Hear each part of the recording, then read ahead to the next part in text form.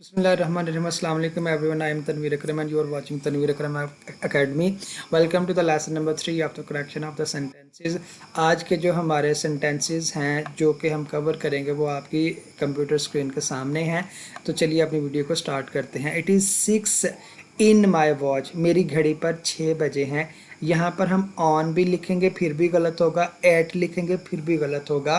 तो इसकी जो करेक्ट प्रोनाउंसिएशन है, सॉरी इसकी करेक्ट प्रेपोजिशन है वो है it is 6 bye my watch. Next number 2, he runs very fastly. याद रखिएगा फास्टली इंग्लिश में कोई वर्ड है ही नहीं है। जो तेज़ की इंग्लिश है वो भी फास्ट है, तेज़ी से की इंग्लिश वो भी फास्ट है। यानी कि जो फास्ट है वो एडजेक्टिव भी है और ये एडवर्ब भी है और ये नाउन भी है, यानी कि रोज़े के सेंस में जब आता है फिर ये नाउन भी है। तो इसकी जो करेक्शन होगी या इसका करेक्ट यूज़ होगा वो ये होगा कि he runs very fast. Number 3, would that I am a king. अब वो जो वुड दैट होता है ना, इसकी इंग्लिश होती है या इसका तर्जुमा होता है, उर्दू होती है काश। वुड दैट काश, यानी कि शदीद ख्वाहिश जब होती है तो वुड दैट इंग्लिश होती है काश। अब एक इंग्लिश का ये रूल है कि जब वुड दैट आएगा उसके बाद जो भी सब्जेक्ट आए, I we they you he she it कुछ भी आए, उसके साथ हम वर का इस्तेमाल करते हैं। आमतौर पर आई के साथ एम इस्तेमाल होता है या वाज इस्तेमाल होता है, लेकिन जब वुड दैट आ जाएगा तो हम आई के बाद वर का इस्तेमाल करेंगे। इसका तर्जुमा ये बनेगा कि would that I were a king, काश कि मैं एक बादशाह होता। तो इसकी करेक्शन ये है, would that I were a king. Number 4, this is very cold to drink, this water is very cold to drink. अब जो वेरी होता है उसका मतलब भी बहुत होता है और एक वर्ड होता है टू, TOO, टू का मतलब भी बहुत होता है। लेकिन ये जो वेरी है ये पॉजिटिव सेंस में इस्तेमाल होता है और टू जो है ये नेगेटिव सेंस में इस्तेमाल होता है।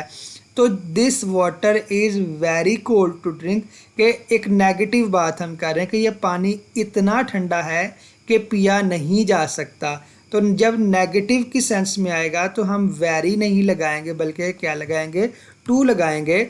तो इसकी जो करेक्शन होगी वो इस तरह होगी, this water is too cold to drink, कि ये पानी इतना ठंडा है कि इसको पिया नहीं जा सकता है। Number 5, I found that he is guilty. अब जो दैट है ये तब इस्तेमाल होता है जब हम एक सेंटेंस के अंदर दो पार्ट्स या दो क्लॉजेज या दो फ्रेजेस इस्तेमाल करते हैं। अब एक ही सेंटेंस है, एक ही थॉट है, एक ही कॉन्सेप्ट है, तो हम दैट का इस्तेमाल नहीं करेंगे बल्कि हम कहेंगे कि I found him guilty. Guilt का मतलब कसूरवार, मैंने उसको कसूरवार पाया। Number 6, he had spent little money he had spent, उसने खर्च कर दिया या वो खर्च कर चुका है, लिटल मनी वो थोड़ी सी रकम, ही हैड जो उसके पास थी।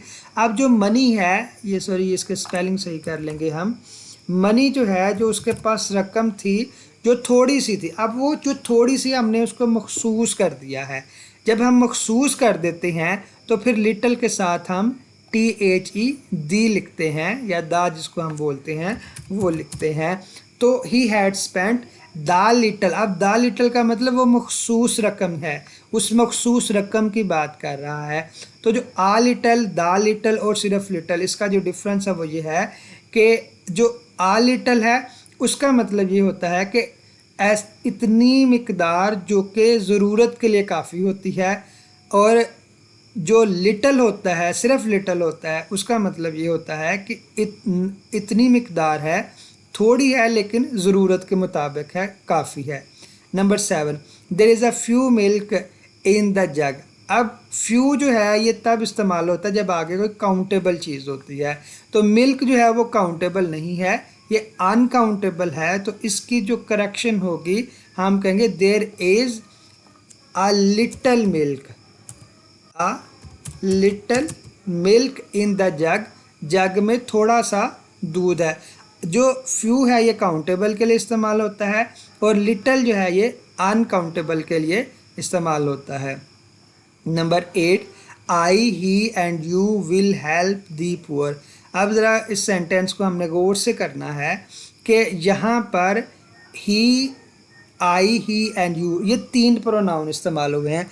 आई फर्स्ट पर्सन प्रोनाउन है, ही जो है वो थर्ड पर्सन प्रोनाउन है, और यू जो है ये सेकंड पर्सन प्रोनाउन है।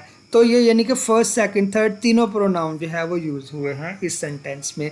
अब आगे सेंटेंस देखना है कि वो पॉजिटिव है या नेगेटिव, गुड सेंस है या बैड सेंस।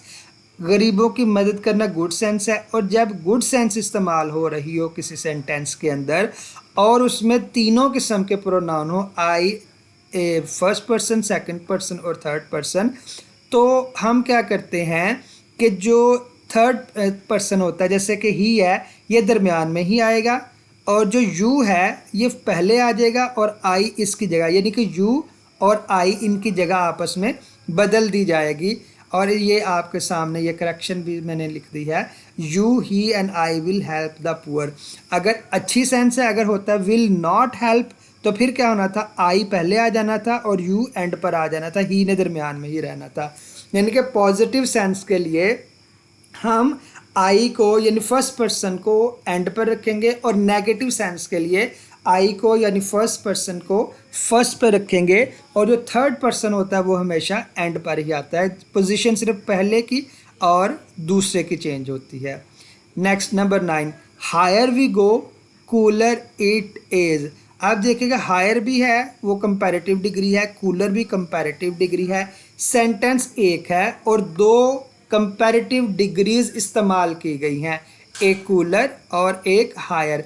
जब एक ही सेंटेंस के अंदर दो कंपैरेटिव डिग्रीज इस्तेमाल की जाएं तो दोनों के स्टार्ट पर हम दा लगाते हैं, यानी THE दाल। The higher we go the cooler it is. ये जो कंपैरेटिव डिग्री या इस तरह की टर्मिनोलॉजीज मैं बोल रहा हूँ, अगर आपको इनकी सेंस नहीं है या नहीं पता तो आप feel free to ask me anything in the comment section, I will इंशाल्लाह respond you. Number 10, he forbid me to not to go there. Forbid is the second form of forbid. Forbid का मतलब होता है मना करना, किसी चीज़ से इनकार करना या किसी चीज़ को ना करने का हुक्म देना। तो फॉरबिड के अंदर ना मौजूद है, जब फॉरबिड के अंदर नॉट मौजूद है तो आगे हमें नॉट की ज़रूरत नहीं पड़ेगी, तो इसकी करेक्शन होगी कि he forbid me to go there, उसने मुझे वहाँ जाने से मना किया। So this was the lesson number 3। I hope कि आपको ये वीडियो अच्छी लगी होगी। अगर आपको ये वीडियो अच्छी लगी है तो please like this video and subscribe to my channel. I will see you in the next video. Till then goodbye, अल्लाह हाफिज़।